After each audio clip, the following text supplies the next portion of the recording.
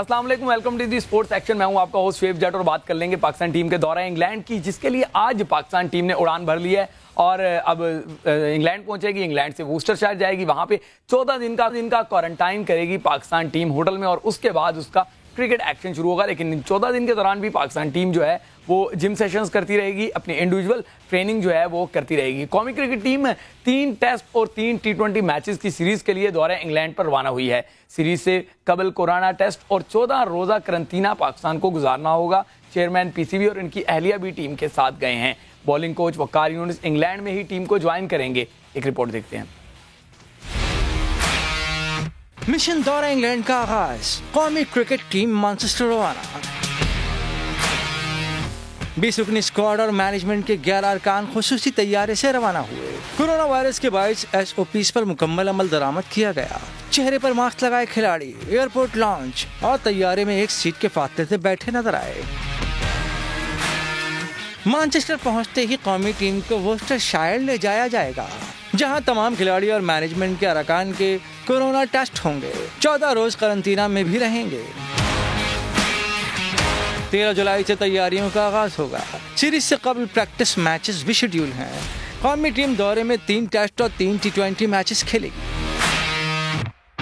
England रवानगी से कबल क्रिकेटर्स ने सोशल मीडिया के जरिए परिस्तारों से दुआओं की अपील की है। बाबर आजम ने ट्वीट किया, इंग्लैंड के एक और तारीखी दौरे पर जा रहे हैं। इंग्लैंड में खेलना हमेशा यादगार रहा है। फवाद आलम ने लिखा, उम्मीद है आलमी वबा के दौरान खेलों की सरगर्मियां देखने को मिलेंगी जो लोगों के चेहरों पर मुस्कुराहटें बिखेरेंगी। बिल्कुल जी, हमें भी उम्मीद नहीं बल्कि यकीन है कि पाकिस्तानी शायकीन के चेहरों पे मुस्कुराहटें आएंगी। लेकिन क्या वाकई ऐसा हो पाएगा? क्योंकि पाकिस्तान टीम जो है जब वहां पहुंचेगी तो उसका क्रिकेट एक्शन देर से शुरू होगा। लेकिन इंग्लैंड की टीम उससे पहले वेस्ट इंडीज के खिलाफ बाकायदा अपना एक्शन शुरू भी कर चुकी होगी और बायोसिक्योर माहौल में किस तरह खेलना है, किस तरीके से SOPs को फॉलो करना है, वो उससे यूज टू हो जाएंगे। हमारे साथ हमारे नुमाइंदे अली हाशमी तो होंगे, लेकिन उसके साथ साथ हमारे आकिब जावेद बजरिया स्काइप ज्वाइन कर चुके हैं। और सीधे आकिब जावेद की जानिब चलते हैं। आकिब भाई, आपने कहा था कि 30 लड़के लेके जा रहे हैं, ऐसा लग रहा है कि पता नहीं कितने मैचेस खेलने हैं, तो 30 से 20 हो गए हैं कोरोना की वजह से। जो लड़के गए हैं वो 20 रुकनी स्क्वाड है, क्या कहेंगे? देखिए, इसको शुरू से लेके अगर इसको सही ऑर्गेनाइज तरीके से सिलेक्शन करने से पहले सोच लेते कौन से SOPs हमने रखने हैं, सिलेक्शन क्राइटेरिया क्या रखना है, पहले टेस्ट करा लेते और प्लेयर्स को जो हमने देखा ईद के दौरान भी वो ईद मिल रहे हैं लोगों से और ग्राउंड में जाके ट्रेनिंग कर रहे हैं। तो आपके जो 30 लोग हैं, जो भी आपने एक सेंट्रल कॉन्ट्रैक्ट जब आप देते हैं तो आपकी जिम्मेदारी है उनको गाइडलाइंस देना और उनको समझाना कि आपने अगर इंग्लैंड का इतना एक बहुत सेंसिटिव ये टूर है, क्योंकि अगर ये टूर में बदमस्की जो भी आई है कि कोई कहता है कभी हफीज जो है वो खुद जाके टेस्ट करा रहे हैं और कंट्रोवर्सीज आ रही हैं, इसको अगर आप शुरू से सही तरीके से इसका प्लान कर लेते कि हमने किस तरह से जाना है, उन प्लेयर्स को सिलेक्शन से पहले अगर 14 दिन पहले क्वारंटीन में लेके आते, NCA में बुला लेते, कहीं एक जगह रखते, तो ये चीज भी सामने ना आती। अब ये है कि ये बहुत जरूरी है क्रिकेट के लिए, क्योंकि अब ये पाकिस्तान में जिस तरह के हालात हैं, ये कहीं कोरोना जो है ये सेटल होता तो नजर नहीं आता। लेकिन ये अच्छी अपॉर्चुनिटी है कि आप जो क्रिकेट है वो शुरू हो और जो फैंस हैं, जो लोग घरों में बंद हैं, उनके लिए कोई ना कोई इंटरटेनमेंट जो है वो सामने आए। अब बिल्कुल अली हाशमी से पहले पूछ लेते हैं आगे भाई कि क्या वहां पे पाकिस्तान टीम की जो है वो रूटीन होगी, किस तरीके से क्रिकेट एक्शन शुरू होने से पहले उनको वक्त गुजारना और फिर किस तरीके से क्रिकेट एक्शन होगा। फिर आपकी तरफ आऊंगा और पूछूंगा कि जीत के कितने इम्कानात हैं, क्या हमारी टीम वहां पे सर्वाइव कर सकेगी जब पूरा माहौल जो है वो टेंस होगा। तो अली हाशमी आपकी तरफ आऊंगा, जानना चाहूंगा क्या पाकिस्तान टीम का वहां पे स्केड्यूल होगा? एक तो ये पहली बात ये कि वहां पर ही रहेंगे उस होटल में और वहां से सिर्फ जाया करेंगे खेलने के लिए ग्राउंड के अंदर और फिर वापस आया करेंगे। इनका तमाम सुबह का नाश्ता, खाना, जो दोनों खाने दोपहर का और रात का, वो वहीं होटल में ही हुआ करेगा, कहीं और बाहर से नहीं खा सकेंगे। दूसरी बात यह है कि जो इनके साथ वेटर्स होंगे उनके भी बाकायदा टेस्ट हुआ करेंगे। ना सिर्फ ये कि क्रिकेटर्स के होंगे बल्कि उनके भी टेस्ट साथ साथ होंगे। 4 टेस्ट जो हैं अभी मजीद खिलाड़ियों के वहाँ पर होने, एक तो भी जाने के साथ ही वहाँ पर होगा टेस्ट, फिर उसके बाद जो है वक्फे से टेस्ट हुआ करेंगे ताकि मुकम्मल तौर पर ये किया जा सके कि खिलाड़ियों को किसी किस्म का कोई मसला दरपेश ना हो। और जिस वक्त मैच शुरू हो तो तमाम खिलाड़ी जो हैं मुकम्मल फिट हों। पहले तो ये था कि खिलाड़ी जो हैं वो होटल में ही रहेंगे और सिर्फ जिम कर सकेंगे, लेकिन फिर पीसीबी ने ये बात की कि इस तरह से जो 14 लड़के हैं वो बहुत ज़्यादा थकावट का शिकार हो जाएंगे और ना सिर्फ ये कि खेल भी नहीं सकेंगे। जिस ग्राउंड में उतरेंगे तो थोड़ा बहुत जो है उनको मौका मिलना चाहिए, जिस पर ये तय पाया कि खिलाड़ी जो हैं वो ग्राउंड में जाकर अपना प्रैक्टिस कर सकेंगे और 14 रोज़ के बाद जो है वो बाकायदा वहाँ पर मैचेस जो हैं वो आपस में खेलेंगे। तो उसके लिए वहाँ 4 रोज़ा मैच भी होगा, 3 रोज़ा मैच भी होंगे ताकि मुकम्मल जो है खिलाड़ी पूरे तौर पर फिट हो सकें और मैच में उनको कोई प्रॉब्लम जो है वो ना हो। जहाँ तक बात है पीसीबी ने शुरू में, जैसे अभी आकिब ने कहा कि सब लड़कों को बुलाया जाता है, ये बात भी पीसीबी से पूछी गई थी कि क्यों नहीं तमाम लड़कों को पहले बुला लिया गया। उन्होंने कहा तमाम लड़कों को हमने SOPs बता दिए थे, तमाम लड़कों को हमने कह दिया था कि वो इस तरीके से सोशल डिस्टेंस रखें। बदकिस्मती ये कि हमारे जो लड़के जिनका ताल्लुक ज़्यादा जो है वो पेशावर से है, उन लोगों ने इसकी परवाह नहीं की, वो खेलते भी रहे। यहाँ पर भी कुछ लड़कों के बारे में आया कि वो ग्राउंड में आकर खेल रहे हैं, जिसका पीसीबी ने बहुत सख्त नोटिस लिया, जिसके बाद जिसमें इमामुल हक और मैं नाम लूँगा बाबर आजम का, वो दोनों फौरी तौर पर ही उन्होंने फिर अपने आप को पीछे कर लिया। तो सिर्फ सिंगल आप ये कह सकें कि तमाम लड़कों ने सिर्फ अपने घर के अंदर जो जिम बनाए हुए थे उसमें जिम कर रहे थे। ठीक है अली भाई, तो मैं समझ गया कि वो यहाँ पे भी कर रहे थे, वहां भी एहतियात करेंगे। आगे भाई आपकी तरफ आऊंगा, ये जानना चाहूंगा पाकिस्तान क्रिकेट बोर्ड ने किस किस्म की डील की है इंग्लैंड से। क्रिकेट एक्शन पे तो बात करेंगे, लेकिन हम पहले ये दौरे पर बात कर लेते हैं कि आप यहाँ से 30 लड़के लेके जा रहे थे क्योंकि आपको वहाँ पे प्रैक्टिस मैचेस आपस में खेलने थे। उसके लिए जो मेज़बान बोर्ड है वो आपको क्रिकेटर्स ही नहीं दे रहा था। अब उन 30 में से भी आपके पास 20 लड़के रह गए। बाद में जो यहाँ से कुमक जाएगी भी, लेकिन उसको भी 14 दिन का क्वारंटाइन वो गुजारना होगा। तो इसका मतलब है कि वो प्रैक्टिस मैचेस पे शायद अवेलेबल ना हो। तो ये क्या पाकिस्तान अब 10-10 लड़कों की टीम बना के खेलेगा? किस तरीके से इन्होंने किया है? अगर 6 लड़कों के मस्बत टेस्ट जो है वो नेगेटिव आ गए थे, वो भी जो है वो इस जहाज में सवार नहीं हो सके, तो ये किस तरह की डील है पाकिस्तान की? देखिए ये डील तो जो भी है, वसीम खान इंग्लैंड से आए हैं तो कोशिश यही है कि इंग्लैंड क्रिकेट को सपोर्ट किया जाए। क्योंकि देखिए अगर आप वेस्ट इंडीज की बात करें तो वेस्ट इंडीज ने उनसे 24 मिलियन जो पाउंड्स है उसका लोन लिया है इंग्लिश क्रिकेट बोर्ड से। तो आप कम से कम अगर इस तरह की डील में जब होते हैं तो वो फेयर डील होनी चाहिए। आप उनसे एक वादा ही ले लें कि जैसे कोविड ठीक होगा, अगर पाकिस्तान बाकी टीमें आ रही हैं तो इंग्लैंड टीम जो है वो आने को राजी है, ताकि पाकिस्तान के लिए कुछ तो ईज आउट हो। और दूसरा ये है कि हर चीज आप जब करते हैं तो उसके आप दोनों पहलू देखते हैं कि अगर मैं एक डिसीजन ले रहा हूं तो उसके प्लस माइनसेस क्या होंगे। तो आज जो ये बात कर रहे हैं कि हमने उनको डांटा है, हमने उनको SOPs दिए हैं, वो अमल नहीं कर रहे, तो ये कैसे हो सकता है कि अगर आप किसी एक प्लेयर को एक स्केड्यूल देते हो कि ये तेरा स्केड्यूल है, you not going to out meeting people, Eid के ऊपर ये इन चीजों का प्रैक्टिस नहीं कर सकते। तो उससे अच्छा ये नहीं था कि अगर आपको पता चल गया था कि इंग्लैंड टूर होने वाला है तो आप उनको पहले से लेके आते हैं। नेशनल एकेडमी किस लिए बनी हुई है, और तो वहां कुछ हो नहीं रहा, तो इन लोगों को वहां लाते, वहां रखते, उनके टेस्ट कराते, फिर जो है वो खिलाड़ियों का इंतखाब करते, और ताकि ये बदमज़गी है ये होती ना। और आज आप 20 लोगों के साथ जा रहे होंगे और फिर आप यही डील कर सकते हैं कि हमें वहां पे हम 14 दिन पहले उनको बता देते, 20 दिन पहले उनको बता देते कि हमारी ये मिस हैंडलिंग हो गई है, प्रॉब्लम आ गई है, तो हमें प्रैक्टिस बॉलर्स जो है वो हमें चाहिए। उनके जो लोकल वहां पे पाकिस्तानी इतने सारे बॉलर्स हैं, जो प्लेयर्स हैं, उनके टेस्ट करा के आप उनको अपने साथ होटल में शिफ्ट कर देते। तो इसमें कौन सी बड़ी बात है कि एक इंसान अगर उसका टेस्ट करा के अगर पाकिस्तानी 20 इकट्ठे प्रैक्टिस कर सकते हैं तो वो जो वहां पे लोग हैं वो अपने टेस्ट करा के इनके साथ प्रैक्टिस क्यों नहीं कर सकते, जबकि सबने SOPs का तो फॉलो करना ही है। ठीक है आगे भाई, चले अब आगे बढ़ते हैं और ये जानना चाहेंगे क्या लगता है आपको दौरा इंग्लैंड पाकिस्तान के लिए आसान होगा ऐसे माहौल में जहां पे ऑडियंस तो नहीं होगी जो पाकिस्तान पे हुटिंग करे, लेकिन SOPs इतने सख्त होते जा रहे हैं क्योंकि बॉलर जो है वो गेंद को शाइन नहीं कर सकता, फिर आप जो है वो सेलिब्रेशन नहीं कर सकते, बहुत सारी चीजें हैं जो फितरतन आप को छोड़ना मुश्किल हो जाता है क्योंकि आप बचपन से उसको कैरी कर रहे होते हैं। ठीक कह रहे हैं आप, क्योंकि जो आपकी एक हैबिट है वो छोड़ना आसान नहीं होता। और ये देखिए आप देखेंगे प्रॉब्लम्स होंगी क्योंकि कई बॉलर्स की इतनी हैबिट है कि वो बॉल जैसे ही उनके पास आता है तो ऐसे करके उसको पकड़ने की आदत होती है, स्लाइवा यूज करते हैं।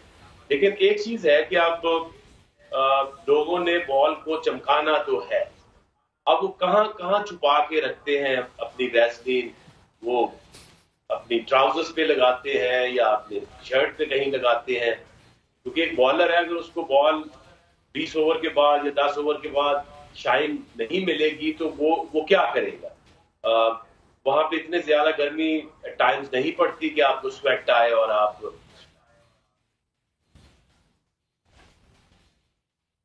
स्वेट यूज कर, क्योंकि अगर आप ट्रेडिशनली देखें तो पाकिस्तान की जो सक्सेस रेट है उसमें सबसे बड़ा जो एलिमेंट है वो आपकी रिवर्स स्विंग है हमेशा से।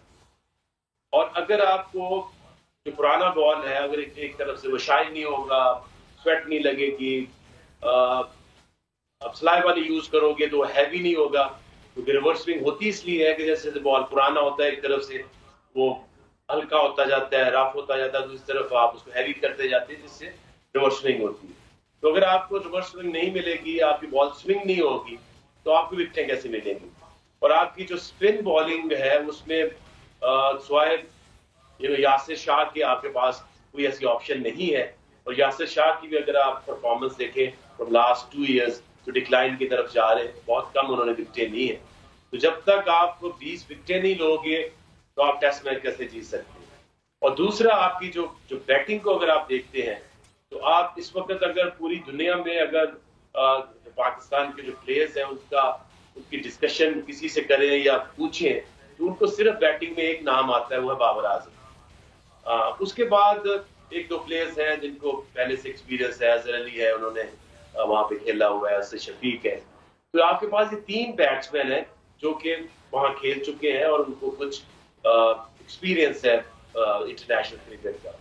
आबिद अली ने एक आधा मैच खेला है, उसके बाद मुझे तो कोई ऐसा बैट्समैन नजर नहीं आता कि जो चलें आकिब भाई आपको वहां पे बैट्समैन नजर नहीं आते, लेकिन पाकिस्तान की तगड़ी टीम मैनेजमेंट तो नजर आती है। वकार यूनुस हैं, यूनुस खान है, मुश्ताक अहमद हैं, ये सारे जो हैं, फिर मिसबाहुल हक हैं, तगड़ी मैनेजमेंट तो नजर आ रही होगी आपको। हाँ अगर ये खेलें तो ज्यादा बेहतर था। ये भी एक रिएक्शन है। देखिए जो इंसान फॉर इंस्टेंस आपको मैं बताता हूँ कि इंसान अपनी जो जर्नी जिस तरह शुरू करता है अपने माइंडसेट से, अगर आपको उस चीज के ऊपर बिलीव है तो फिर आपको मीडिया के प्रेशर या हम जैसे जो एक्स क्रिकेटर्स हैं जब वो किसी चीज को डिस्कस करते हैं तो आपकी पॉलिसीज, आपका जो माइंडसेट है वो बदलना नहीं चाहिए। शुरू में आपको याद होगा कि जब ये डिसीजन होने शुरू हुए, ये क्रिकेट कमेटी बनी, उसका बहुत मजाक बना। जो क्रिकेट कमेटी में जिन्होंने फैसले करने थे वो खुद ही अपने आप को दरखास्त दे देते थे नौकरी की या नॉमिनेट अपने आप को करने की कोशिश करते थे, तो वो खत्म होगी। क्योंकि आपको याद होगा कि मिसबाहुल हक भी क्रिकेट कमेटी का हिस्सा, बिल्कुल जी। और इसी तरह से इन्होंने ये सोचा कि क्योंकि जब चीफ सेलेक्टर और हेड कोच या कोचेज दो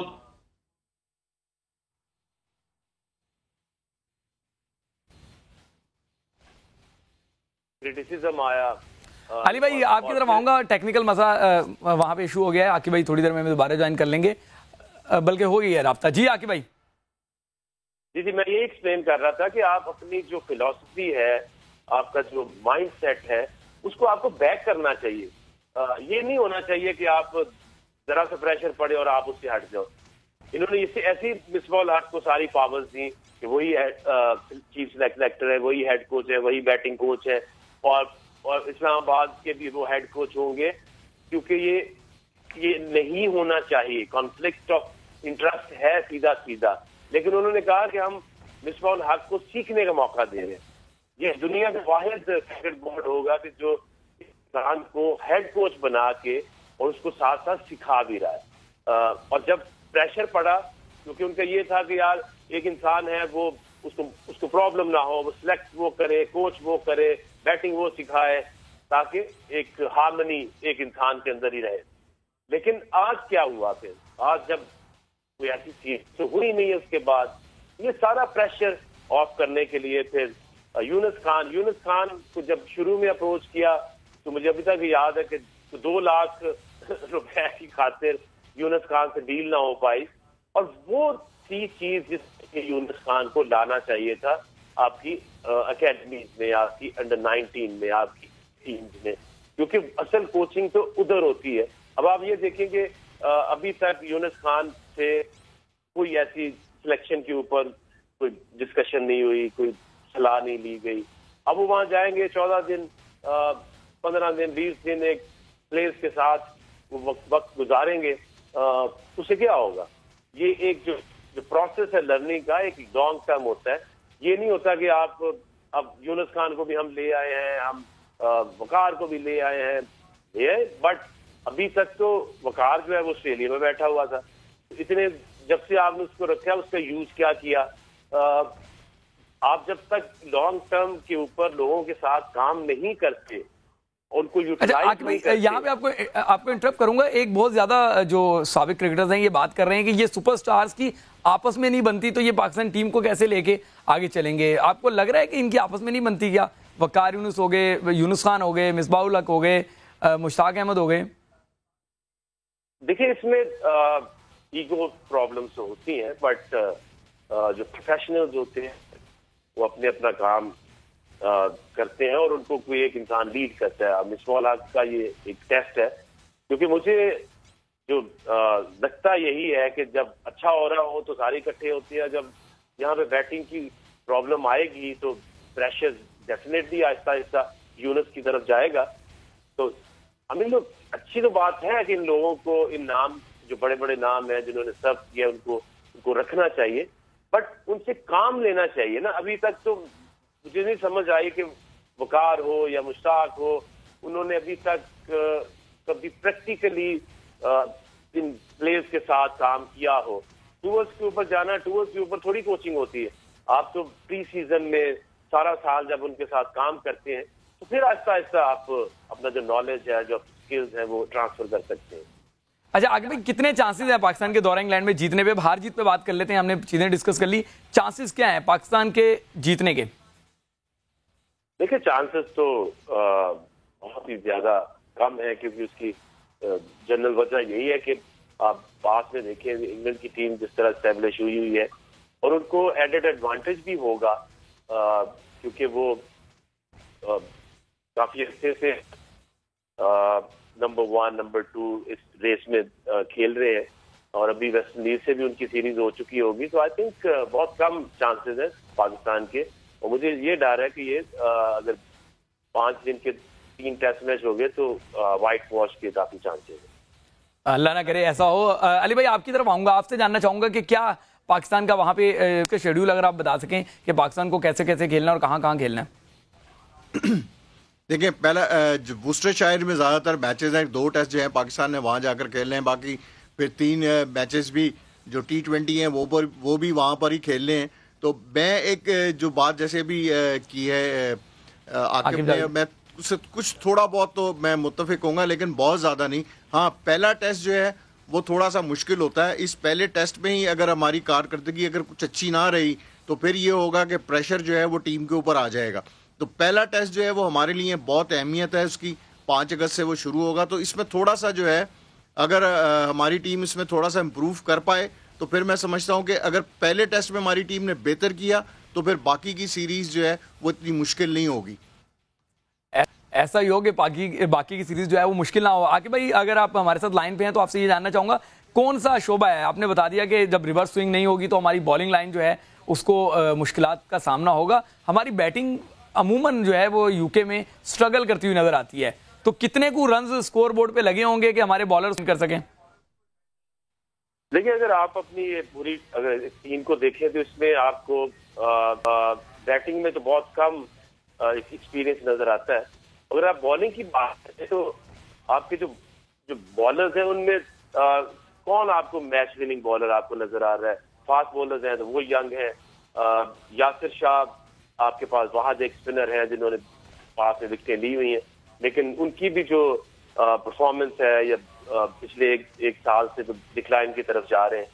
तो ये तो मोस्ट इनएक्सपीरियंस्ड क्रिकेट टीम मुझे नजर आ रही है, क्योंकि अगर आप पास में पाकिस्तान की किसी भी टेस्ट नजर दौड़ाएं तो आपको उसमें 2-2, 3-3 वर्ल्ड क्लास बैट्समैन नजर आते हैं, आपको 2-2, 3-3 आपको कम से कम वर्ल्ड रैंक्ड फास्ट बॉलर्स या स्पिनर्स नजर आते हैं। क्योंकि इस टीम में मुझे तो आप शाहीन शाह अफरीदी आपका मेन स्ट्राइकर है और उसने अभी 2 साल जस्ट उसका एक्सपीरियंस है, नो डाउट कि उसने बहुत ज्यादा इंप्रूवमेंट की है, बट स्टिल इज यंग। अगर आप नाम लें तो किसका लेंगे कि ये एक पाकिस्तान को नसीम शाह से बड़ी उम्मीदें वाबस्ते हैं। यंग तो है लेकिन कहते हैं क्विकी है तो उससे जरा उम्मीदें हैं इनको। वो तो अभी उम्मीद है ना, अभी उसने कितना खेला है, उसने कितनी विकेटें ली है या कितनी टूवर्स उसने की है। तो अब ये देखें ना कि आपकी हालत ये है कि आज हम नसीम शाह से उम्मीदें लगा के बैठे हुए हैं जो अभी तक 1 या 2 मैच खेला है। तो यही एक चीज है कि, और अगर आप इंग्लैंड की बात करें तो जितनी उनके पास जितना एक्सपीरियंस है, जितनी उनके एक बॉलर की विकेटें इन सबकी उतनी उससे क्या आधी भी नहीं होंगी। इसी तरह से आप अपने प्लान्स करते हैं और ड्रास्टिक चेंजेस की तरफ आप जाए या कुछ भी करें, आपको कोई ना कोई बैकअप या टीम को चलाने के लिए प्रोसेस तो आपका होता ही है। तो ऐसे थोड़ी हो सकता है कि आप सारी उम्मीदें हमें अब कहें कि नसीम शाह से लगा दें।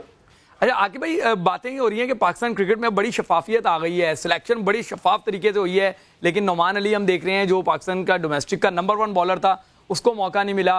उसके बाद आप ताबिश को देख लें जो पेसर्स में सबसे ज़्यादा विकेट लेने वाला बॉलर था, उसको नहीं शामिल किया। इमरान बट वो अनफॉर्चुनेटली जो है वो कोरोना उनका मस्बत आ गया, तो वही आपकी वाली बात के पहले लड़कों को सिक्योर नहीं किया। मुतमईन है आप सिलेक्शन से? देखिए, इसका कोई क्राइटेरिया भी तो समझ में आया। डोमेस्टिक क्रिकेट का एक स्ट्रक्चर बनाते हो जिसमें आप क्लब से डिस्ट्रिक्ट से आपकी ये जो अभी उन्होंने प्रोविंस हेडक्वार्टर्स बनाए हैं वहां की सिलेक्शन और फिर आपकी फर्स्ट क्लास क्रिकेट।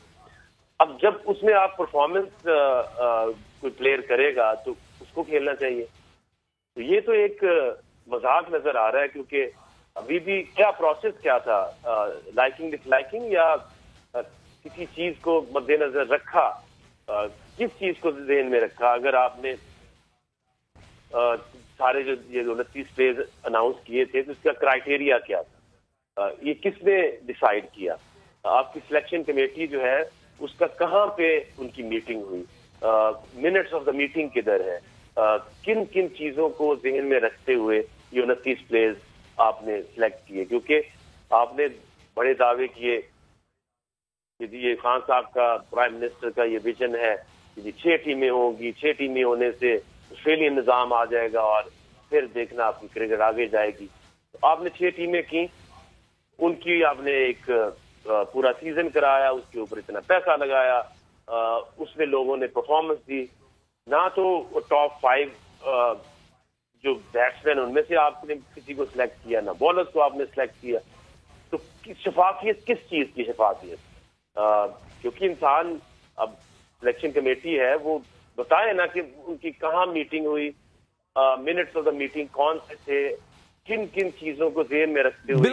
बिल्कुल आगे भाई सही कह रहे हैं। सिलेक्शन कमेटी की मीटिंग तो क्या होनी थी, 11th आवर उनसे बस एक जूम पे बात कर ली गई। उससे पहले उनको कहा गया कि अपनी अपनी टीमें भेज दें जो आप चाहते हैं। तो 6 सिलेक्टर्स थे जो रीजन्स के कोचेस भी हैं, उन्होंने अपनी अपनी टीमें भेज दी। बहरहाल ब्रेक लेते हैं, ब्रेक के बाद आएंगे तो बात करेंगे कि डोमेस्टिक क्रिकेट में जो तनख्वाहें बढ़ गई हैं और जो पाकिस्तान में क्लब क्रिकेट का एक नया मॉडल मुतारिफ करवाया है। आकिब जावेद हमारे साथ ही होंगे, कहीं ना जाइएगा।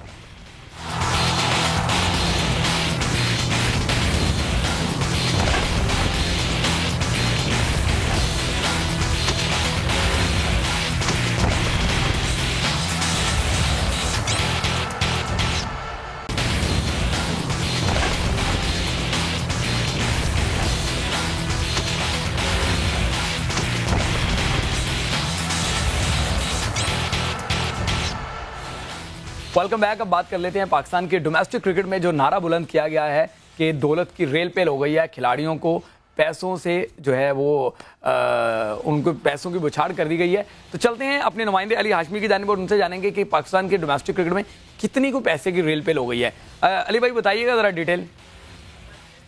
तो पहले तो खाली ये था कि माहाना बुनियाद के ऊपर पैसे जो हैं वो दिए जाते थे, अब कैटेगरीज में तकसीम कर दिया गया है। ये 192 खिलाड़ी हैं जिनको कॉन्ट्रैक्ट की अब पेशकश जो है वो की जाएगी। जो A+ है इसमें 10 खिलाड़ी होंगे जिनको 1.5 लाख रुपया जो है वो माहाना दिया जाएगा, जबकि A कैटेगरी में 38 खिलाड़ी होंगे जिनको 85,000 रुपये दिए जाएंगे।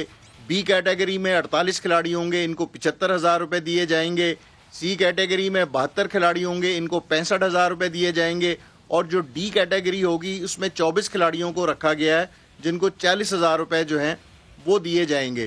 कहा तो यही जा रहा है, लेकिन इसके अलावा जो है वो कोई इतना ज़्यादा मैं नहीं समझता कि ये पैसे इतने ज़्यादा हैं कि जिससे कोई रेल पेल हो जाए।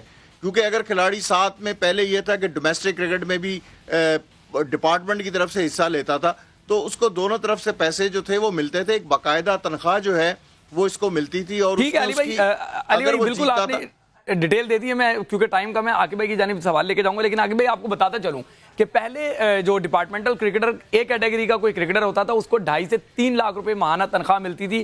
पाकिस्तान क्रिकेट बोर्ड ने यह एहसान किया कि पिछले सीजन में 50,000 दे रहे थे, इस सीजन में 1.5 लाख लिए, लेकिन वो भी सिर्फ 10 क्रिकेटर्स को मिलेंगे। और 10 क्रिकेटर्स अगर आप 6 टीमों में डिवाइड करेंगे तो एक टीम के पास 2 खिलाड़ी भी नहीं आएंगे। इसी तरीके से अगर आपने जो बात कर रहे हैं कि आपने 50,000 से बढ़ा के आगे कर दी तो D कैटेगरी में तनख्वाह जो है वो 50,000 से 40,000 हो गई, कम हो गई। इसी तरीके से डोमेस्टिक की जो मैच फीस थी वो पिछले सीजन में 75,000 रुपये थी और बेंच पे बैठने वाले को 40,000 मिलते थे। अब वो 75,000 जो है वो 60,000 कर दी, 15,000 रुपये वहां कम कर दिए और रिजर्व वाले को 24,000 मिलेंगे 40 की बजाय, तो 16,000 तकरीबन वहां पे कम कर दिए। तो ये पैसे जो हैं वो थोड़े जगह बढ़ा दिए, बहुत सारी जगहों पे कम कर दिए। पहले एक मैच जो होता था तो वो मैच 10 लाख तकरीबन दोनों टीमों की फीस मिलाएं तो 20,50,000 में मैच फीस बनती थी, अब वो 15 लाख कुछ हज़ार में बनेगी। कुछ समझ आ रहा है ये लफ्जों का हेर फेर, एदाद-ओ-शुमार का हेर फेर, या आप समझते हैं वाकई डोमेस्टिक में दौलत की रेल पेल हो गई है? देखिए असल में तो ये सारा जो क्रिकेटर्स या क्रिकेट के साथ ये असल में जो धोखा हुआ उसकी मैं बुनियादी वजह आपको बताता हूँ। हमें ये ख्वाब दिखाया गया कि प्राइम मिनिस्टर की तरफ से विजन था कि वो कहते भी थे कि जब मैं आऊँगा तो मैं क्रिकेट को मैंने ठीक करना है। हमारे साथ भी मीटिंग हुई, उसमें भी कहा कि मैंने क्रिकेट को ठीक करना है। तो वो ऑस्ट्रेलियन मॉडल को वो अपनाना चाहते थे, लेकिन ऑस्ट्रेलियन मॉडल का मतलब भी तो समझ आया ना कि सारा अपनाना है कि सिर्फ टीमें कम कर देने से ऑस्ट्रेलियन निजाम आ जाएगा। आप मुझे ये बताएं कि दुनिया में वसीम खान से पूछे कि जब ये काउंटी में CEO थे या काम करते थे तो क्या इनका जो टॉप क्रिकेटर था वो इनसे ज्यादा पैसे लेता या कम पैसे लेता था? अब तो अगर मैं आज के दौर में हूं तो मैं तो क्रिकेट खेलूं नहीं, मैं कोच बन जाऊं, क्योंकि आपके जो कोचेज हैं वो रीजनल लेवल पे भी उनकी 5-6 लाख तनख्वाह है और आपके जो नेशनल कोचेज हैं उनकी किसी की 32 लाख है, किसी की 25 लाख है। और वो जो मेन आपके जो प्रोडक्ट है जिसकी वजह से आपको तनख्वाह मिलती है उसको आपने कुछ भी नहीं दिया। अभी ये बात करते हैं कि चले 10 की इन्होंने 1.5 लाख कर दिया। अब मुझे बताएं कि जो टॉप प्लेयर्स, लेट्स एग्जांपल, मुझे सलमान बट का फोन आया कि आके भाई मुझे बताएं, मुझे गाइड करें, मुझे कोचिंग में ले आए, क्योंकि या कुछ ऐसा मेरे लिए करें, क्योंकि मुझे मेरी तनख्वाह तो 5 लाख थी वापडा में जो अब डिपार्टमेंट उन्होंने बंद कर दी है। तो ये वहां से बढ़ा दो, यहाँ से कम कर दो। ये फिगर इसलिए 10 लोगों के लिए रखी है ताकि एक रीजनेबल अमाउंट ये अपने मुंह से बोल सकें। बट क्या 1.5 लाख में एक टॉप क्रिकेटर जो है उसका घर चल सकता है? क्या दुनिया में या ऑस्ट्रेलिया में या इंग्लैंड में 2-2 लाख पाउंड की उनके कॉन्ट्रैक्ट है सीजन के, और आपने एक 1.5 लाख दे के आप कह रहे हैं कि जी हमने बहुत रिफॉर्म्स की हैं।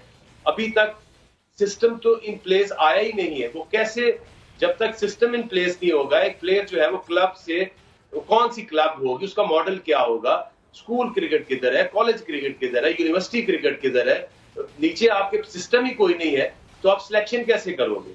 आगे भाई यहाँ आपको इंटरप्ट करूंगा, एक सवाल आपसे और पूछूंगा, फिर नदीम खान जो डोमेस्टिक डायरेक्टर हैं पीसीबी के, उन्होंने भी हमें ज्वाइन कर लिया। क्विक आपकी तरफ आऊंगा, आपने क्लब क्रिकेट भी खेली है, अब जो क्लब का नया मॉडल मुतारिफ करवाया गया है वो मुझे समझ नहीं आ रहा, शायद आपको आ जाए।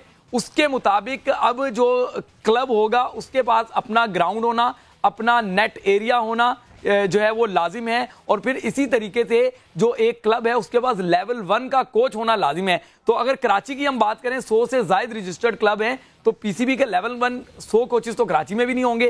तो अब पूरे पाकिस्तान में ऐसा लग रहा है कि शायद गरीबों का खेल क्रिकेट ना रहे, क्योंकि जो बड़े बड़े ग्राउंड्स हैं उनके पास प्राइवेट बड़ी एकेडमीज होती हैं, वो बड़े अमीर लोगों के बच्चों को खिलाते हैं, और वही शायद आगे टीमों में आएंगे। जब गरीब एक क्लब ही नहीं चला सकेगा, गरीब क्लब क्रिकेट खेल नहीं सकेगा, तो जरा इस बारे में बताइएगा, फिर हम नदीम खान की तरफ चलते हैं। देखिए, इसमें आपको आइडेंटिफाई, ये तो ठीक बात है कि क्लब वही होना चाहिए जिसके पास अपनी ग्राउंड होगी, और उसका एक लीग जैसे क्रिकेट होती है इंग्लैंड में या ऑस्ट्रेलिया में ग्रेट क्रिकेट होती है, उसका एक सीजन होता है जो पाकिस्तान में आज तक हुआ नहीं। तो अगर तो इस तरफ जा रहे हैं कि एक ग्राउंड, एक क्लब और उसका प्रैक्टिस एरिया भी हो, और वो सैटरडे संडे कमिट करें कि वो 6 से 8 महीने की एक प्रॉपर लीग खेलेंगे, तो फिर तो ठीक है। आई डोंट नो, अभी बात कर रहे हैं तो उसकी इम्प्लीमेंटेशन। ठीक है, नदीम खान हमारे साथ है, मेरे ख्याल से नदीम खान तो इसका जवाब ले लेते हैं। नदीम खान, आपको वेलकम भी करेंगे। कराची में आपने भी क्रिकेट देखी हुई है, पहले तो वो पैसों का भी बता दीजिएगा जो आपने पैसे बढ़ाए हैं, और ये भी बता दीजिएगा क्या ये मुमकिन है कि अगर पाकिस्तान में लेट्स सपोज 500 क्लब्स काम करते हैं तो 500 ग्राउंड्स भी हों? कराची में तो 100 ग्राउंड्स नहीं है। शिव, आपने पढ़ लिया इसको अच्छी तरीके से, जो क्लब कॉन्स्टिट्यूशन है? मैंने कहा जितना मुझे समझ आया मैंने उस वाले से आप तो इसीलिए लिया कि आप मुझे एक्सप्लेन कर दें। आपने पूरा पढ़ा है इसको? जी, जितना मैंने पढ़ा है मैं इसीलिए आपको लिया लाइन पे कि आप मजीद एक्सप्लेन कर लें। मैं आपको बताता हूँ कि इसमें बहुत आसान शराइत पे आप क्लब रजिस्टर करा सकते हैं। ये जो आप बात कर रहे हैं ना, ये वो टॉप टियर क्लब्स की बात कर रहे हैं। इसमें क्रिकेट खेलने के लिए किसी को नहीं रोका जा रहा, क्रिकेट खेलना सबको इजाजत है, और बहुत आसान शराइत पे क्लब की रजिस्ट्रेशन है। आपके पास 18 प्लेयर होने चाहिए, आपके पास 3 ऑफिशियल होने चाहिए, शनाख्ती कार्ड बेफॉर्म होने चाहिए, और एक आध कोई छोटी सी चीज है, नेट एरिया और ग्राउंड प्लेइंग राइट्स है। आप क्लब रजिस्टर कराएं और सब क्रिकेट खेलें। अब आपको शौक है पॉलिटिक्स करने का, या आपका ये काम है कि आप पॉलिटिक्स करना चाहते हैं, बिल्कुल लोगों को करनी चाहिए। जो अच्छी तरीके से क्लब चला रहे हैं उनको करनी चाहिए। जो अपना घर अच्छी तरीके से चलाएगा वो सिटी का मेयर भी बन जाए। तो इसमें आप क्लब अपना अच्छी तरीके से चलाएं तो आपको वोटिंग राइट मिलेगा। जो वोटिंग राइट है उसमें ऐसा है कि आपके पास प्रैक्टिस पिच हो, आप रेगुलर बेसिस पे प्रैक्टिस करते हो, और आपके पास टीम हो, आपके पास अकाउंट हो अपने क्लब का, आप अपने अकाउंट्स करते हो और आप अपनी प्रॉपरली मीटिंग करते हो, तो आपको वोटिंग राइट मिल जाएगा। अब आ गया एक टॉप टियर क्लब जिसकी बात आप कर रहे हैं। ये वो क्लब है जो हम प्रमोट करना चाहते हैं कि आगे इस तरह की क्रिकेट हुआ करे और ऐसे हो। वो तीसरा टियर है क्लब का, उसके पास भी एक ही वोट का राइट है, लेकिन उसको हम ज्यादा जो है वो चाहते हैं कि उसको हम सपोर्ट करें, इसलिए कि हम चाहते हैं कि ये ओपन ट्रायल बच्चों के बंद हो जाएं। ऐसे क्लब जिनके पास ग्राउंड है वो अपनी जूनियर टीम्स भी बनाएं, और आगे जाके जो इन फ्यूचर, ये कोई अभी नहीं हो जाएगा, बहुत जल्द नहीं हो जाएगा, इसमें टाइम लगेगा। और आपकी बात बिल्कुल दुरुस्त है कि इतने ग्राउंड नहीं है, लेकिन हम प्लेइंग राइट किसी का नहीं ले रहे हैं, तो आप इसको अंडरस्टैंड कीजिएगा कि खेलने इस पे नदीम भाई मैं इस पे एक और प्रोग्राम करना चाहता हूँ। आपने हमें लेट ज्वाइन किया वक्त दौरा में, जरा मुझे उससे पहले डोमेस्टिक से बात करने की नहीं है, इसको बिल्कुल ठीक है। डोमेस्टिक में पैसों की बात हुई है, अभी आकिब भाई कह रहे हैं कि 2-2, 3-3 लाख पाउंड 2-3 लाख पाउंड जो हैं वो इंग्लिश क्लब्स अपने डोमेस्टिक प्लेयर्स को देते हैं। हम 1.5 लाख रुपए तनख्वाह पे भी कह रहे हैं कि हमने बड़ा काम कर दिया। कौन सी तनख्वाह का, किसकी बात कर रहे हैं? जो डोमेस्टिक की तनख्वाहों की बात कर रहे हैं, हमने प्लेयर्स की है कि A+ वाला 1.5 लाख लेगा, तो आकिब भाई ने भी हवाला दिया कि 2-2, 3-3 लाख पाउंड में बाहर मुआहदे होते हैं डोमेस्टिक के लिए। हाँ बिल्कुल होते हैं, मुआहदे होते हैं। वो क्लब देखे, वो डोमेस्टिक टीमें सेटल्ड हैं, उनके अपने ग्राउंड्स हैं, उनके अपने फंक्शन हॉल्स हैं, उनके अपने मेंबरशिप्स है, उनके अपने जिम्स हैं, किसी क्लब के पास होटल्स हैं बने हुए उनके ग्राउंड के साथ, वो उससे पैसे कमाते हैं, वो कमर्शियल बेसिस पे चला रहे हैं। अनफॉर्चुनेटली पाकिस्तान में क्रिकेट को हमने अभी तक कमर्शियल बेसिस पे नहीं चलाया, हमने इसको इंडस्ट्री का दर्जा नहीं दिया है, और अब हम उसी लाइन पे जाना चाहते हैं। और ये आगे जाके होगा, ये एकदम से कोई भी चीज नहीं हो जाती। जो पैसों की बात आप कर रहे हैं कि कॉन्ट्रैक्ट में पैसे कम मिल रहे हैं, पिछले साल से ज्यादा पैसे लोगों को मिल रहे हैं। दूसरी बात, इसकी इंपॉर्टेंट चीज ये है कि कभी भी ऐसा नहीं होता कि एक टेस्ट क्रिकेटर और एक अंडर 19 के क्रिकेटर की सैलरी बराबर हो, जो कि लास्ट ईयर था, जो गलती थी हमारी। और उसको हमने सही किया है। इस दफा डिफरेंट कैटेगरीज हैं, सीनियर प्लेयर्स को अच्छे पैसे मिलेंगे, जूनियर प्लेयर्स को जो वो डिजर्व करते हैं उनको वो पैसे मिलेंगे। तो ये टीयर्स बने हैं, अब ऐसा फ्लैट सैलरी सिस्टम नहीं है, तो उसकी वजह से ओवरऑल ठीक है नदीम भाई, मजबूरी है कि वक्त खत्म हो गया, वरना वाकई एक है और बहुत सारी गलतियां आपकी भी हैं, बहुत सारी गलतियां जो माजी में होती रही उनको आप सुधार भी रहे हैं। इस पर डिटेल में बात करनी थी। आने वाले प्रोग्राम्स में नदीम खान को हम जरूर लेंगे, डायरेक्टर डोमेस्टिक क्रिकेट है, ताकि वो सारे इबाम जो मेरे जहन में है, आवाम के जहन में है, या जो गलतियां ये कर रहे हैं उन पर बात हो। तब तक के लिए इजाजत दें। आकिब जावेद का भी बहुत शुक्रिया। आने वाले प्रोग्राम में क्रिकेट समेत दीगर खेलों पर बात करेंगे। अल्लाह हाफिज।